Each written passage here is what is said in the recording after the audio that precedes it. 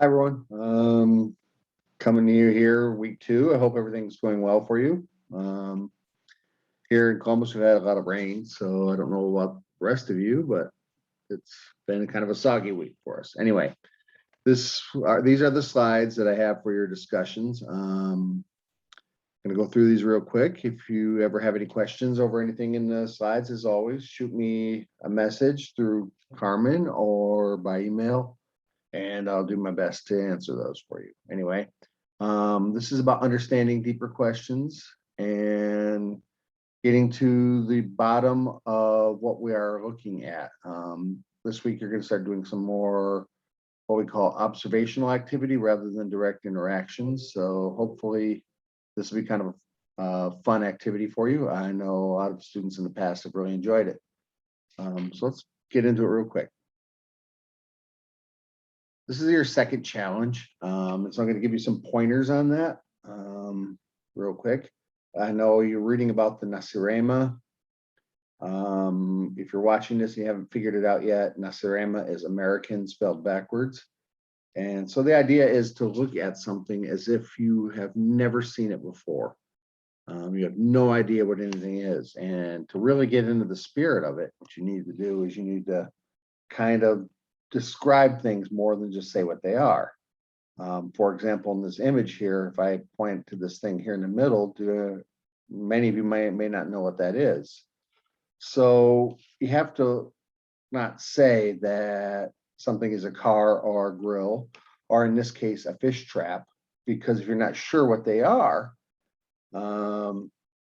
how are you going to be able to say that that is what they are? You have to look at something and assume that you've never seen this thing before. So you avoid the definitive terms until you're actually sure what these things are that you're looking at.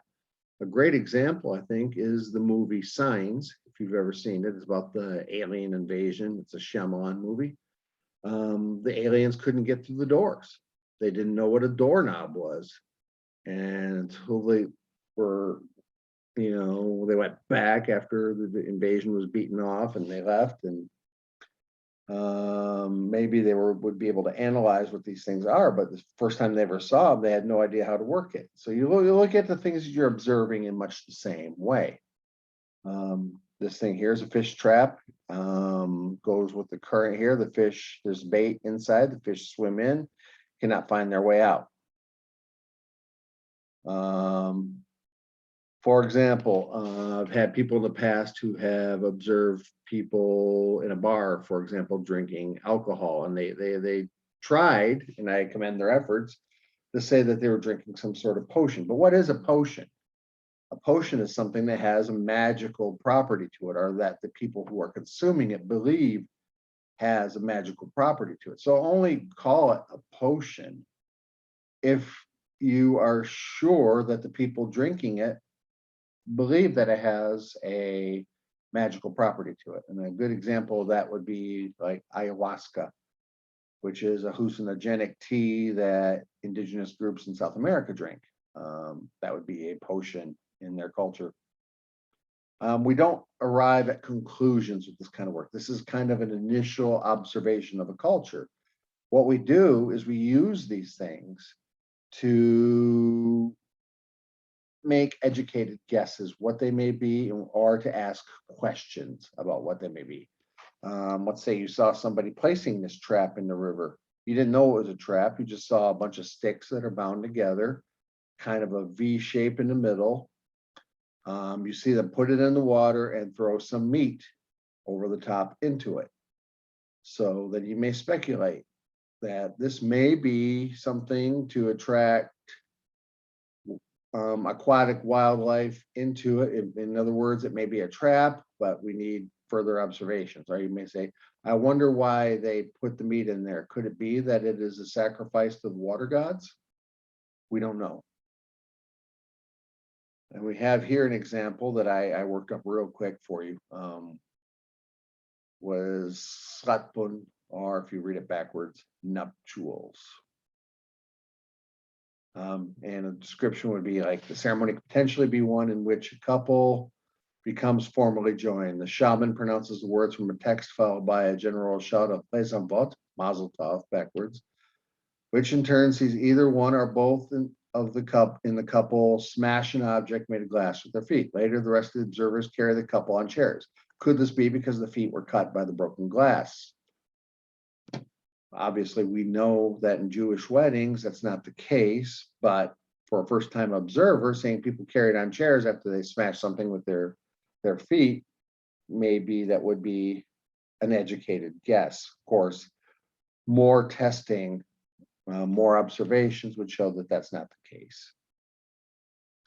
And that what we do is we form hypotheses, just like in regular science, that we can do testing on. We conduct further interviews, we do more observations, or we inspect the number of feet that step on the glass and see how many are actually injured. And what I have to remember is culture is at the root of everything here. It's fundamentally important not to judge other cultures. Culture is not right or wrong. Culture just is. So everything that cultures do have an explanation for it. I have this picture here of the Navajo people of the upper Rio Negro in Brazil. You'll notice their food is in the center of the floor. Why is that? Well, I know from many observations, they put it in the center there so that they can enjoy a communal meal. So when I was deciding to do my project back during my master's here and they were measuring the food, it was kind of weird for them to come up to me with their food, put it in this plastic receptacle and weigh it to see how much they're eating. But that was different for them. When they said food was served, they all went running towards the middle, and I had to kind of say, wait, make a line. It was an interesting experience. Avoid inflammatory or judgmental words such as weird, strange, exotic, or bizarre when you're describing what you're seeing. Use non-judgmental words like interesting or noteworthy. The best thing that I've always found to do, and this is just my hint, would be to say, why is it that they do it that way? Like I said, there's always an explanation for why things are done some way in a culture. Primitive is a word we avoid like the plague.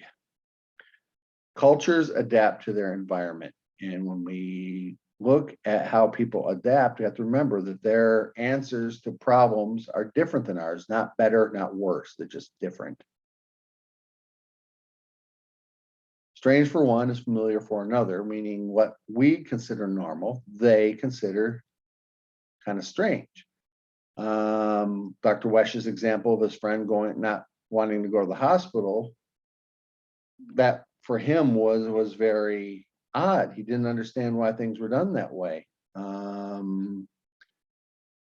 All of these work together. The superstructure, social structure, and infrastructure work together, all based on an environment response, social and physical environment. In that case, going to a hospital would be leaving their world, going to the non-indigenous or non-Papuan culture to receive treatment, which is not something that they would normally do, is also a result of their social structure and their beliefs, which are part of the social environment, meaning that they believe that there was a social explanation for why his friend was ill. There's an explanation for what they do. And if you keep watching and you keep seeing how they behave in these scenarios, it starts to become more evident. And as I said in the beginning, these are not final studies. These are not the end all be all of your study. This is just initial observations.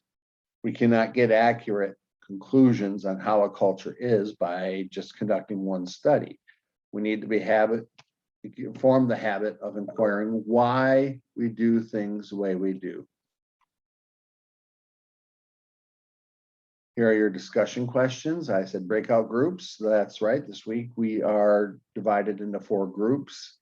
So look at these questions here and think about why these questions are formed this way, not just what the questions are. Don't just answer the question, but why do you think it's important that we're aiming at these ideas?